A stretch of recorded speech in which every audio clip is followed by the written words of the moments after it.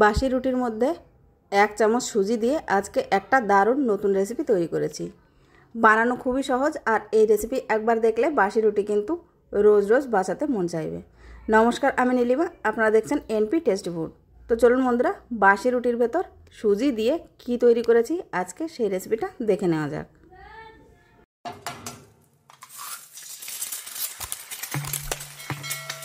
বাসি রুটির ভেতর সুজি দিয়ে এই রেসিপি তৈরি করার জন্য সবার প্রথমে আমি এখানে নিয়ে নিয়েছি রাতের 2টো রুটি। খুব বেশি রুটি নেয়নি, এখানে 2টো রুটি ছিল, সেই রুটি দুটোই নিয়েছি। আর এটা কিন্তু বাসি রুটি দেখলেই বুঝতে পারছেন এটা কিন্তু বেশ অনেকটাই কড়া হয়ে গেছে।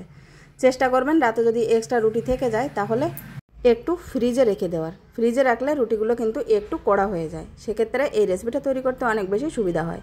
তা রুটিগুলোকে আমি একটু টুকরো করে ছিঁড়ে নিয়েছি, এগুলোকে মিক্সিং জারে দিয়ে দিচ্ছি।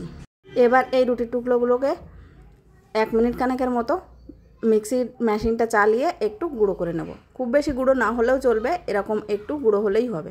তো দেখুন বন্ধুরা, এই একইভাবে দ্বিতীয় রুটিটাকেও কিন্তু আমি গুঁড়ো করে নেব। এরপর এই গুঁড়ো অথবা পাউডারকে আমি একটা মিক্সিং বোলের ভেতরে ঢেলে নিলাম। এর ভেতরে দিয়েছি বড় চামচের 1 চামচ মতো সুজি। এইবার অল্প অল্প জল দিয়ে এর একটা মিশ্রণ তৈরি করে নিতে হবে। এটা যেন একেবারেই বেশি জল না হয়ে যায়, মোটামুটি রুটি এবং সুজির বরাবরই জল থাকলেই হবে। তো দেখুন বন্ধুরা, মিশ্রণটা আমি তৈরি করে নিয়েছি। আর একবারে বেশি জল দিতে যাবেন না, অল্প অল্প করে জল দিয়ে মিশ্রণটা তৈরি করে নেবেন, তাহলে মিশ্রণটা কিন্তু পারফেক্ট হবে। তো দেখুন, এরকম একটা মিশ্রণ তৈরি করতে হবে। তারপর এটাকে 10 মিনিটের জন্য রেস্টে রেখে দেবো। এই 10 মিনিটের মধ্যে রুটি এবং সুজি দুটোই কিন্তু জল খেয়ে ফুলে যাবে। তো দেখুন বন্ধুরা, 10 মিনিট পর এটা কিন্তু বেশ অনেকটাই টাইট হয়ে গেছে, দেখে নিশ্চয়ই বুঝতে পারছেন। এইবার এর ভেতরে দিয়ে দেবো কয়েকটা উপকরণ। তো প্রথমে আমি এখানে 2টো সেদ্ধ করা আলু নিয়েছি, আলু দুটোকে আগে থেকে সেদ্ধ করে নিয়েছি। এখানে সেদ্ধ আলুর পরিবর্তে যদি কাঁচা আলুও নেন তাও কিন্তু কোনো সমস্যা নেই। কাঁচা আলু ভালোভাবে গ্রেট করে ধুয়ে তারপর এর ভেতরে দিয়ে দিতে পারেন। তো আমার কাছে সেদ্ধ করা আলু ছিল, সেজন্য আমি সেদ্ধ আলুই দিয়ে দিলাম। এবার 2টো আলুকেই বেশ ভালোভাবে গ্রেট করে নিয়েছি। এরপর এর ভেতরে দিয়ে দেবো একটা পেঁয়াজ কুচি। পেঁয়াজটাকে একটু ছোট করে কেটে নিয়েছি। আর দিয়ে দিলাম পরিমাণ মতো কাঁচা লঙ্কা, সাথে দিয়ে দিচ্ছি ধনেপাতা কুচি। মশলার ভেতরে দিয়ে দিচ্ছি 2 চামচের মতো ভাজা মশলা। এখানে ভাজা মশলাটাই শুধু দিয়েছি, অন্য কোনো মশলা একটু কমই দিয়েছি, মানে লবণ দিয়েছি, লাল লঙ্কার পাউডার দিয়েছি, আর দিয়ে দিলাম হলুদ গুঁড়ো। ব্যাস, কোনো ধনে জিরে গুঁড়ো দিইনি। আর দিয়ে দিলাম 1 চামচের মতো আটা। যে আটা দিয়ে আমরা রুটি করি নর্মালি, সেই আটাই দিয়ে দিয়েছি। এখানে আটার পরিবর্তে ময়দাও দিতে পারেন অথবা কর্নফ্লাওয়ারও দিতে পারেন। এইবার এই সব উপকরণকে হাত দিয়ে বেশ ভালোভাবে মেখে নিতে হবে। আর যদি প্রয়োজন মনে হয় তাহলে অল্প একটু জলও দিয়ে দিতে পারেন। তো দেখুন বন্ধুরা, একটু সময় নিয়ে এই মিশ্রণটাকে সব কিছুর সাথে ভালোভাবে মেখে নিতে হবে। খেতে কিন্তু এই রেসিপিটা দারুণ লাগে, একবার অবশ্যই ট্রাই করে দেখবেন বাড়িতে। বানানোও খুব বেশি সহজ। তো এবার এই নাস্তাগুলোকে তৈরি করার জন্য একটা ফ্রাই প্যান বসিয়ে এতে অল্প একটু তেল দিয়ে দিলাম।